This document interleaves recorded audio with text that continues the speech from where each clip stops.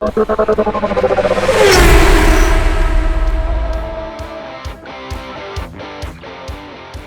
in 2019, when MG made its India foray with the Hector, it disrupted the compact SUV segment with all the creature comforts and tech wizardry on board. The Hector literally set the tone for the segment, and buyers knew exactly what to expect from the brand going forward. Well, 3 years later, we now have the new Hector, and I am happy to report that it's a significant upgrade over the outgoing car. So spy images can be very deceiving, because honestly, when we first saw the Hector in those spy pictures, we had mixed opinions about it. But just come and look at it in the flesh. It looks very dominating, retains that very likable SUV stance. Also, the new grille, it's Argyle inspired, looks very stylish, and you have got this diamond studs here, merges with the DRLs. You have got the same setup, the split headlight setup for the DRLs, and with the headlights here below on the bumper. And you have got decent amount of chrome bling as well. So you have got this new bash plate finished in chrome. Walk towards the side, nothing has changed actually, and you get the same 18-inch alloy wheels as well, same design.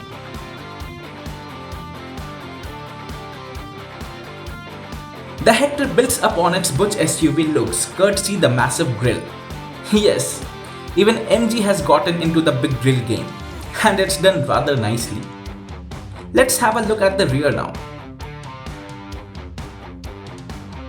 So even the rear sees some significant changes. And let's start with the tail lights first. These are the connected units connected through this chrome bar and through this light bar here.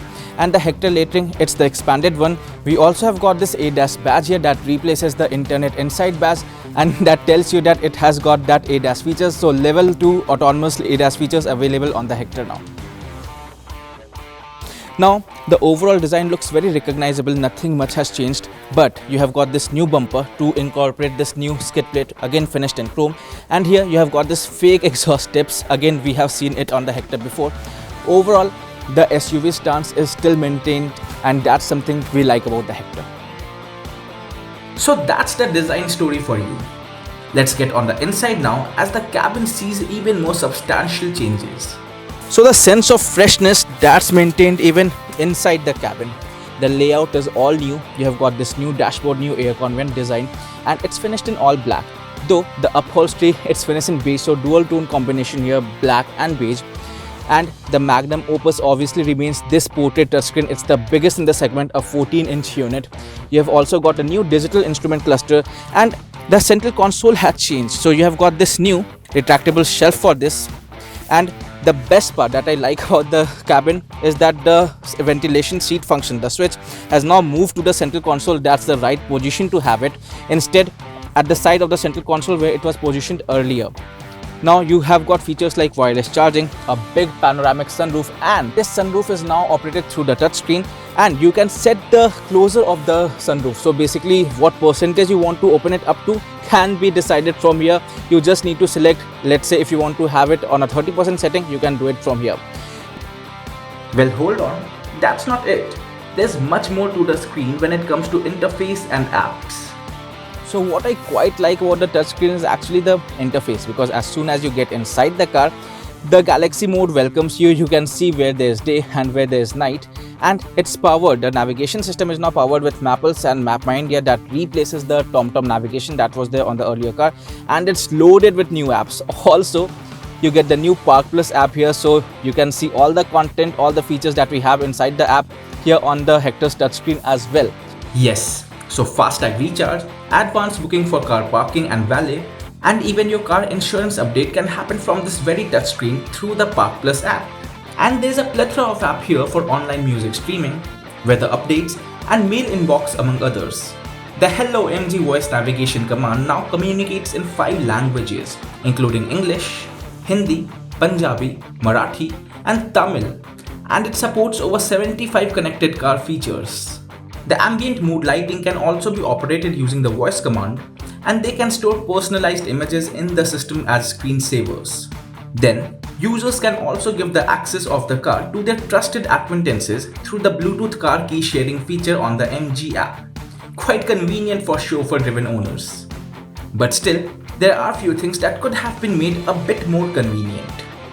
Now, what I don't like that much or would have liked to seen as a new addition would have been physical buttons for the climate control system, because now you only can access it through the touchscreen, as that was there in the earlier car as well.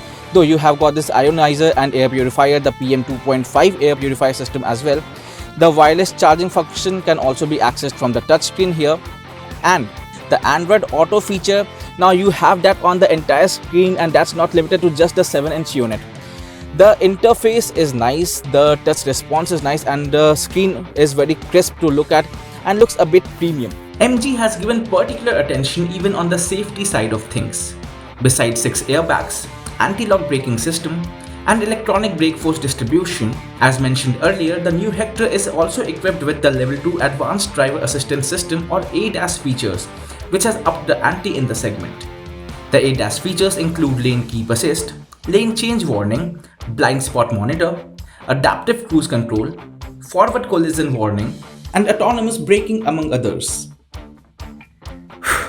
A handsome amount of update even in the tech and features department, which only is a good thing.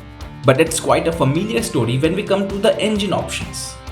So now coming to engine options that's on offer, actually nothing has changed under the hood. You get the same 2-liter diesel engine and the 1.5-liter turbo petrol motor, and with the same gearbox combination. So on the diesel we have the 6-speed manual transmission as standard, while on the petrol you do get the option of an 8-step CVT gearbox. Even power output is similar. The Fiat sourced oil burner belts out 167 brake horsepower at 3750 rpm and 350 Newton meters of peak torque at 1750 to 2500 rpm, while the tried and tested petrol motor churns out 141 brake horsepower at 5000 rpm and 250 Newton meters of peak torque accessed from 1600 rpm. The car has just been unveiled yet, and prices are expected at the Auto Expo, and that's when we'll tell you the prices. Yes, even I am eagerly waiting for the prices, which are expected to see a hike of around a lakh rupees over the outgoing model. And so, I expect the range to begin at around 12,49,000 rupees and top out at around 21 lakh rupees mark for the fully loaded diesel variant that comes with the ADAS functionality. The new MG Hector will continue rivaling the likes of the Tata Harrier, Hyundai Creta and Kia Seltos, among others, and makes for an even stronger case for itself with its dynamic looks and all that bells and whistles to charm the buyers.